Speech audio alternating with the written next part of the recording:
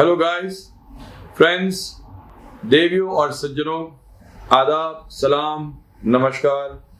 मैं हुसैन जैदी आपकी खिदमत में हाजिर हूँ। मैं फिर सबसे पहले TEDx गोल्डन ब्रिज का बहुत बहुत शुक्रिया अदा करना चाहूँगा। इन लोगों ने मुझे ऐसे वक्त में मौका दिया आप सबसे कनेक्ट करने के लिए।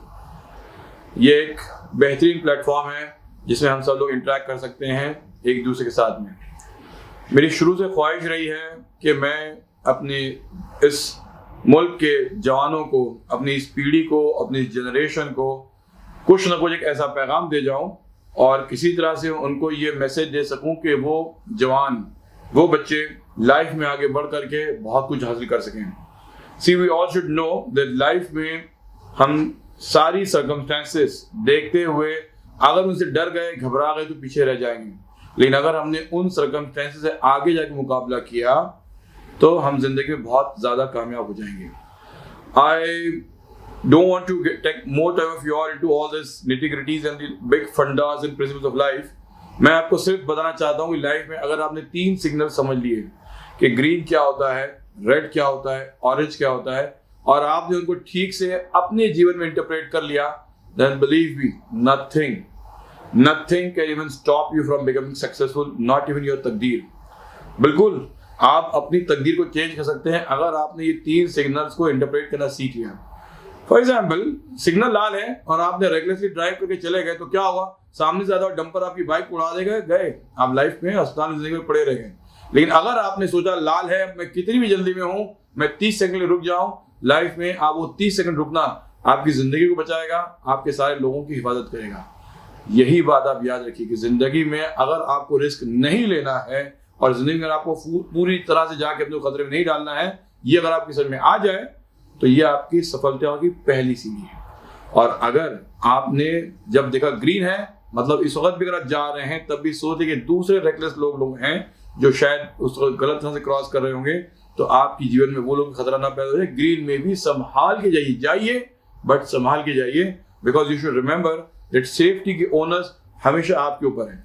आप जानते हैं कोविड का जमाना चल रहा है, अगर आपके पड़ोसी ने मास्क नहीं भी बांधा है तो आप जरूर बांध लीजिए, क्योंकि आप पे जरूरी है सुरक्षा, आपकी सुरक्षा, आपके परिवार की सुरक्षा। मैंने अक्सर लोगों से कहा है कि एक चीज कहता हूँ, फ्लाइट में जब भी आप जाते हैं लोग क्या कहते हैं आपसे, अगर ऑक्सीजन की शॉर्टेज हो तो मास्क पहले आप लगाइए। अगर आपके साथ 6 महीने का बच्चा भी है, पहले अपने मास्क लगाइए। क्यों?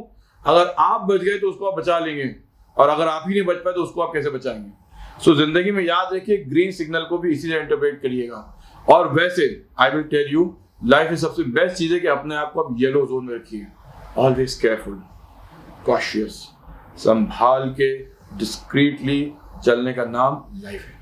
सो आपको ऐसा लगे कि आपकी लाइफ में येलो सिग्नल में है। मैं आपको अपनी जिंदगी की कहानी इन 3 सिग्नल के साथ समझाने की कोशिश करूंगा। आई डोंट नो कितने लोग समझ पाएंगे, लेकिन मेरा ऐसा मानना है कि अगर आप में से किसी एक शख्स ने भी, मेरे किसी एक दोस्त ने भी उस मैसेज को सही तरह से अपने दिल की गहराई में उतार लिया, तो मेरे लिए वो तमाम चीजें जिस पे सूरज और चांद चमक रहे हैं उससे ज्यादा कीमती होगी। सो आइए शुरू करते हैं। My life was a life of failure and disaster. Believe me, business करके फेल हो गया, MBA करने की कोशिश की, कर नहीं पाया। लाइफ में मुझे बहुत शौक था कि मैं जिंदगी में जो हूँ जाके बड़ी बड़ी कंट्रीज के साथ बड़े बड़े एक्सपोर्ट्स ऑर्डर लूंगा, वो नहीं हो पाया। मैंने बहुत कोशिश की कि सब करूंगा, लेकिन नहीं कर पा रहा। तो I was totally a man who people would have written off. लोग कहते हैं यार ये आदमी लाइफ में कुछ नहीं कर सकता। यानी मेरे पिताजी ने तो मेरी वाइफ से कहा भी था, ये कभी कुछ कर पाएगा? So I mean you can imagine कि एक बाप जब बहुत मायूसी में अपनी बहू से कुछ कहता है तो कैसा लगता है। And then suddenly it so happened कि because I was working with, at that time I was jobless, so I joined a business magazine, Exhibition World। देखिए कभी कभी जो है खुदा के काम करने के तरीके बहुत ही अलग होते हैं। ये मैगजीन अपने ज़माने में बहुत ही अहेड ऑफ टाइम थी। आई डोंट नो कि क्यों वो मैगजीन चल नहीं पाई और क्या प्रॉब्लम्स हो गए, लेकिन वो मैगजीन जिस जमाने ट्रेड फेयर एग्जीबिशन जस्ट शुरू हुए थे, वो अपने आप में बहुत ज़बरदस्त कॉन्सेप्ट था।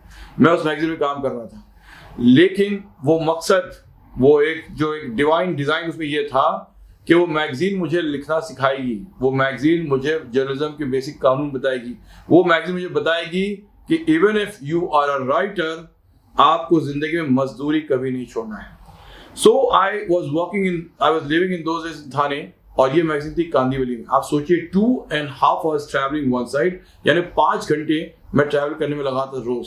बट वहाँ जाता था, बैठता था, और उस मैगजीन में तरह तरह के मैं जो बहुत से काम होते हैं, लिखना, फोटोग्राफ्स कोलेट करना, एडिट करना, पेज बनाना, लोगों से जाकर इंटरव्यू करना, बहुत कुछ करता था।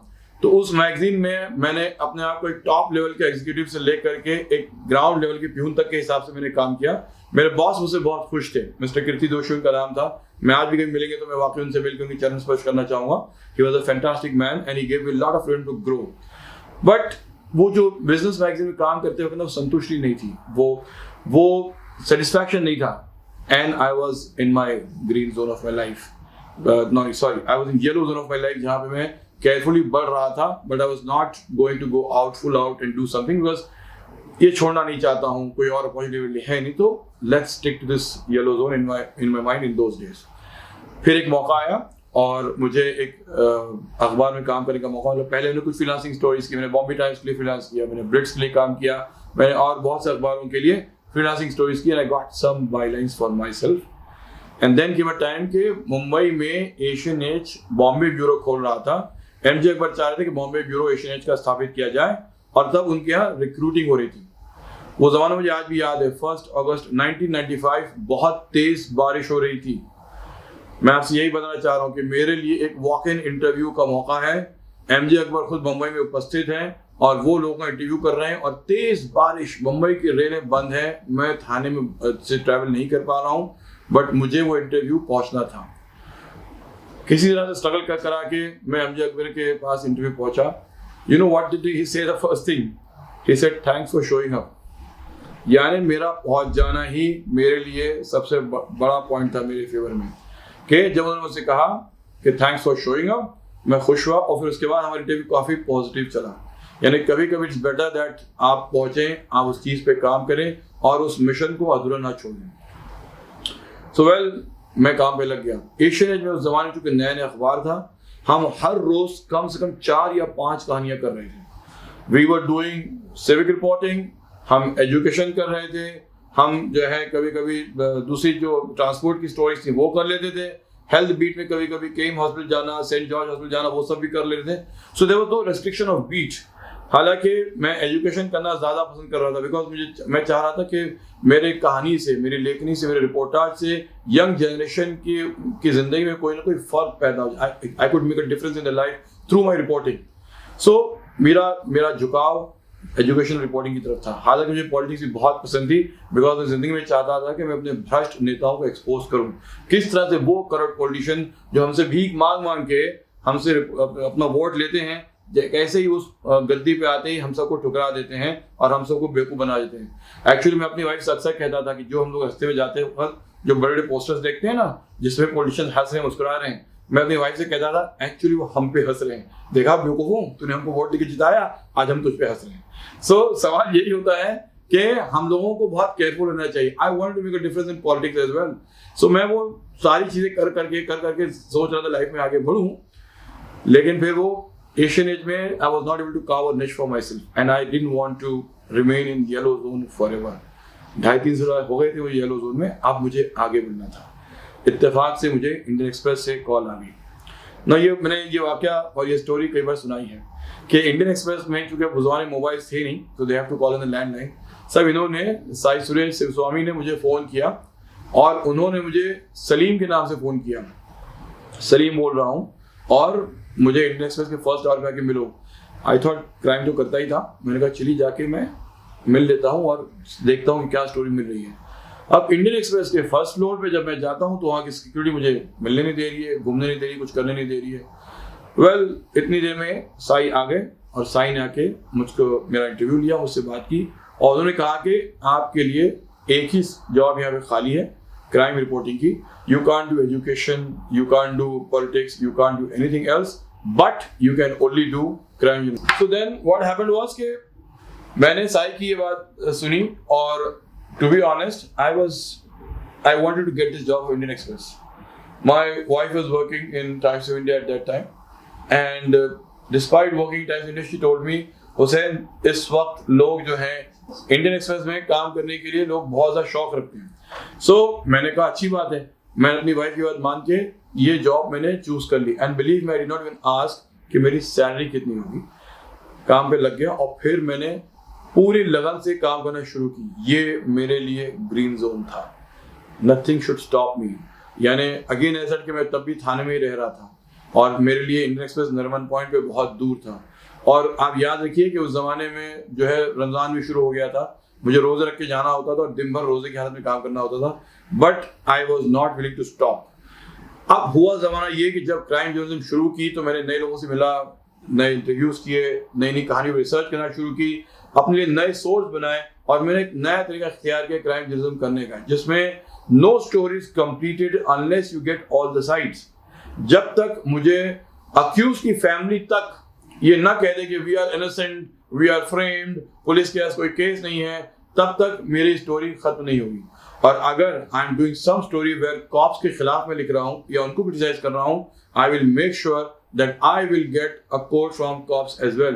पुलिस वाले कुछ भी हो, कितने भी नाराज हो या जो भी प्रॉब्लम हो, मैं उनसे एक कोट, उनका वर्जन जरूर लूंगा। अब ये सिलसिला इस तरह से चला कि रात के 11 साढ़े 11 बजे जबकि एडिशन जा रहा है और मुझे पता है कि एक्सप्रेस में कल मेरी कहानी पेज 1 पे जा रही है, मुझे घर जाके सोना चाहिए। I should feel victorious. आमतौर से मेरे कलीग जब देखते थे कि पेज 1 पे कहानी आती है, वो बैग उठाते थे, प्रेस क्लब जाते थे और वहां पे सस्ती दारू पे खूब ऐश करते थे। आपको पता है प्रेस क्लब में दारू सस्ती मिलती है, वहां पे प्रेस वालों के लिए सब्सिडाइज्ड रेट पे खाना पीना मिलता है। सो एक बार उन्होंने समझ लिया कि यहाँ पे जो है हमारी स्टोरी पेज 1 पे आ रही है, अब हफ्ता भर काम करने की जरूरत नहीं है, अब हफ्ते भर काम करेंगे।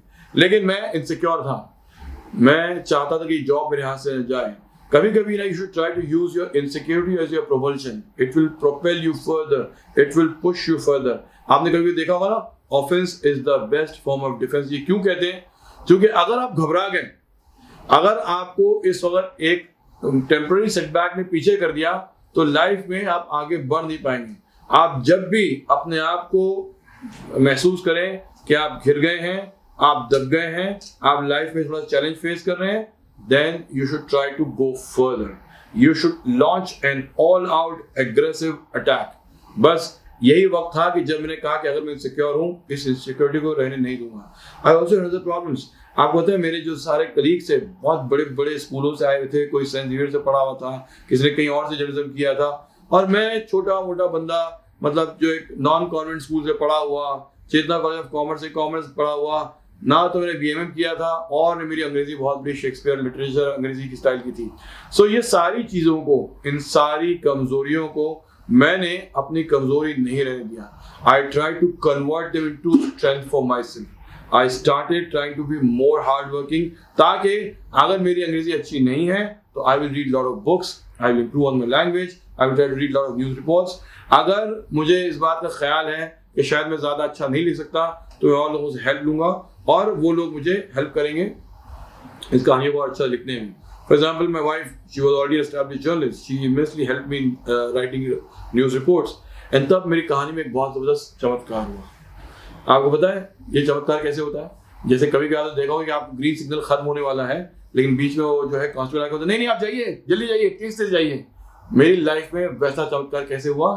विक्रम चंद्रा, आपने सलमान का नाम सुना है, वो मेरी लाइफ में एक फैंटास्टिक खुदा की मेहरबानी बन के आए।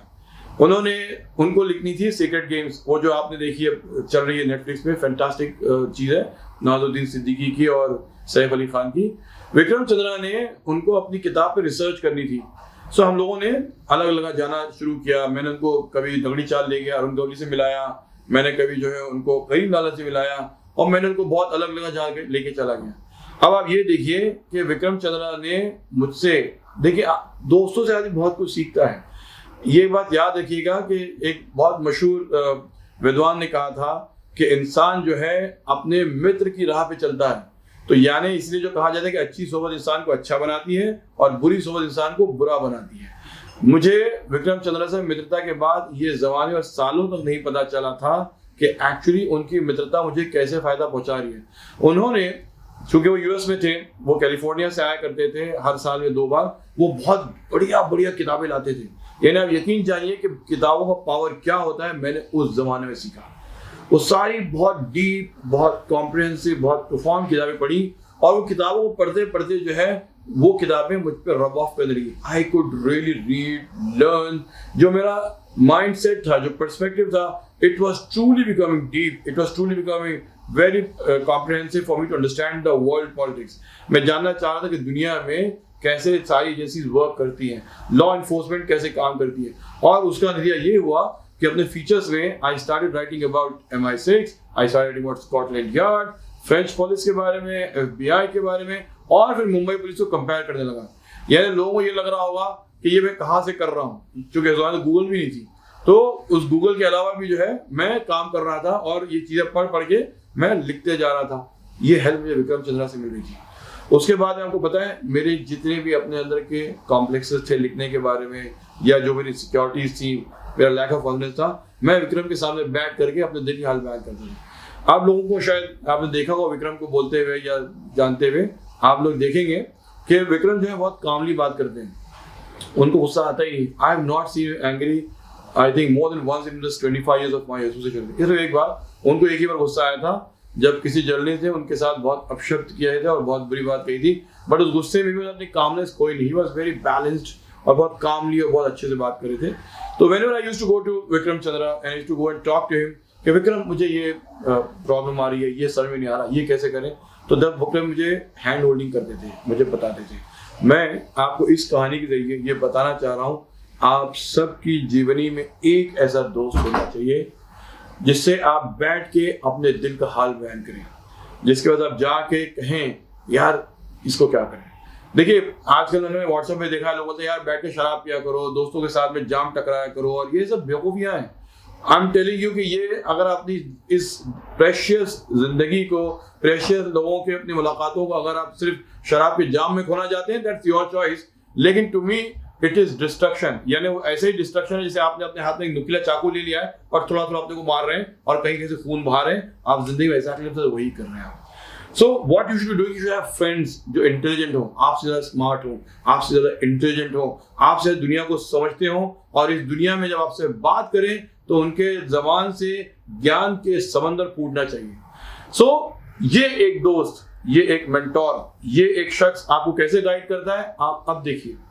विक्रम चंद्रा ने मुझे रिपोर्टिंग करने बताया, विक्रम चंद्रा ने मुझे कीमती किताबें ला के दी, और फिर विक्रम चंद्रा ने मुझसे कहा कि हुसैन तुम मेरी इतनी हेल्प कर रहे हो ये किताब लिखने में, तुम खुद क्यों नहीं किताब लिखते। आपने देखा कैसे येलो से मेरे लिए मामला ग्रीन होता जा रहा था। फिर मैंने किताबें लिखना शुरू की, और तब वो जब किताबें लिखते लिखते जो है मैंने ब्लैक फ्राइडे के बाद फिर आपको पता है माफिया कोई भी हुई और डोंगरी दुबई हुई, ये सारी किताबें जो है विक्रम के साथ। और आपको पता है इस जीवनी में आपने आज तक मैंने जितने भी लोगों से बात की है, मैंने अपने ज्यादा दोस्तों को जिक्र किया नहीं, क्योंकि आदमी ठीक है, मतलब आप सबको इस बात का हक है और अधिकार है कि आप दोस्त अहबाब बनाएं, but you should be serious about what you want to do in your life. आपकी जिंदगी में सिर्फ आपको गिने चुने साल दे दिए गए 50-60 साल, इसमें आपको बहुत कुछ करना होता है। इसमें आपको अपनी जिंदगी को कामयाब करना होता है, जिंदगी में आपको परिवार को देखना होता है, और एक आपको अच्छी जीवनी जीनी होती है। इसलिए आप अपनी लाइफ को वेस्ट किए बगैर करियर पे फोकस रखे काम कीजिए। इस दरमियान में मेरे साथ कुछ इंसिडेंट्स हुए थे, जो इंसिडेंट्स और लोगों के साथ हुए, और वो लोग थोड़ा सा जिंदगी में नुकसान उठा गए। जब मैंने और लोगों को कहा कि तुम भी क्राइम रिपोर्टिंग करो, और लोगों में नाम नहीं लूंगा, आप लोगों को पता होंगे, क्योंकि I don't want to take the names, but उनकी जिंदगी अगर आप देखेंगे आपको पता होगा क्या होगा। सो मैंने जब अपने दोस्तों को बताना शुरू किया कि आप भी क्राइम रिपोर्टिंग कीजिए, तो मैंने उनको कुछ प्रिंसिपल सिखाए थे crime reporting. I told them that please treat your sources as sources only. आप किसी भी बनिया की दुकान पे जाके अगर दाल चावल खरीदते हैं तो उसको बोलते हैं अरे बिड़ू क्या बोलता है, चल मेरी शादी में आ जा, मैं तेरी शादी क्यों, you are only buying some stuff from super store, for you this man is only a provision supplier. मैं शायद बहुत कड़ी बात कह रहा हूँ, लेकिन लाइफ में याद रखिए कि हर किसी को अपना दोस्त या अपना करीबी नहीं बना सकते आप। जिंदगी में कुछ चीजें जो होती हैं सिर्फ प्रोफेशनल रीजंस के लिए होती हैं। सो अगर आपने रिपोर्टिंग कर रहे हैं, अगर आप जर्नलिज्म में बहुत शौकीन हैं, तो आप सोर्सेज को सिर्फ सोर्स बनाइए। यहाँ तक कि मुझे याद है कि जब मैं कभी किसी मुस्लिम गैंगस्टर से बात करता था तो वो लोग कहते थे अरे भाई तुम तो अपने वाले हो यार, हम लोग यार क्यों नहीं लिखते। Now I am telling this is my red zone. ये आपके लिए रेड जोन होना चाहिए। जब भी कोई शख्स आपसे धर्म के नाम पे, अपने वाले नाम पे, कम्युनिटी नाम पे या ऐसी चीजों में बात करें, आपका रेड सिग्नल फौरन ऑन हो जाना चाहिए। बिकॉज आपकी सबसे पहली वफादारी आपके अपने काम से होना चाहिए। आपकी रोटी और आपका नमक वहां से आता है। देखिए, आपको अपने धर्म या चीजों को फॉलो करने के लिए जरूरी नहीं कि आप ऐसे सोर्सेस को फॉलो करिए तो ही आप जो है अपने धर्म को फॉलो करेंगे, नहीं। सो वो मेरे रेड जोन था कि जब भी लोगों ने ऐसी बात की मैं फॉर अलर्ट हो गया। आप इसीलिए कभी भी देख लिए कि 25 सालों में मेरा कोई भी एक फोटो आपको किसी भी अंडरवर्ल्ड कैरेक्टर के साथ नहीं मिलेगा, और ना मैं आप उनकी शादियों में दिखूंगा और ना मैं उनकी पार्टीज में जाऊंगा। मैंने उनको आर्म्स लेंथ पे रखा है। So all those friends of mind who want to do crime journalism, who want to be crime reporters, उनको ये बात अच्छे से ख्याल है कि उन लोगों को कभी भी किसी भी अपने सोर्स के साथ दोस्ती नहीं करना है, उनको एक डिस्टेंस में रखना है, एक फासला बनाए रखना है। तो यही चीज मैंने की कि उन सबको मैंने फासले पर रखा, और मैंने अपने दोस्तों से यही कहा जो मुझसे सीख रहे थे। कुछ लोगों ने नहीं सीखा, उनकी लाइफ में कुछ दुर्भाग्यपूर्ण घटनाएं हो गई और बाद में हम सबको दुखी होना पड़ा। लेकिन आप इस बात का ख्याल रखें कि आपको कैसे करना है, और इस एक इंपॉर्टेंट चीज को याद रखें, जब भी आप लिख रहे हैं, जब भी आप जर्नलिज्म कर रहे हैं, जिंदगी में कभी भी आप किसी से रिवॉर्ड लोग के ना लिखिए, और किसी के लिखने के वजह से आप किसी रिवॉर्ड की एक्सपेक्टेशन ना करिए। आपका लिखना खुद जो है एक बहुत बड़ा रिवॉर्ड है। और ये याद रखिए कि आप जब लिखने लगेंगे और आप जब कामयाब हो जाएंगे, आपके पास खुद ये पैसा, ये फेम, ये सक्सेस, ये सारी चीजें चल के आएंगी। You don't have to really struggle. जिंदगी में जब आपने अच्छा काम करते हैं ना, तो जैसे कहते हैं ना कि अच्छी जो परफ्यूम होती है, अच्छी जो खुशबू होती है, उसकी खुशबू खुद फैलती है। अतर उन्हीं कहना बता रहे भाई ये बहुत खुशबूदार चीज है, आपका काम खुद आपके फेवर में बोलेगा। So friends, I am just trying to tell you that after 12 books, after 4 movies, after several more in the pipeline, after having so many good prodigies like Bilal Siddiqui, Kashif Mashaik, Jyoti Shelar and all these friends of mine, जिन लोगों ने मेरे लिए कहने से किताबें लिखी और life में करियर बनाया, ये सारे लोगों ने जिंदगी में मेरी बातें मानी और लाइफ में आगे बढ़े। मैं आप सबसे कहना चाहता हूँ कि जो लोग भी मेहनत से काम करें और वो लोग अपने आप को पूरे डिवोशन से काम करें, वो लोग लाइफ में जरूर सफल होंगे। थैंक यू वेरी मच, शुक्रिया।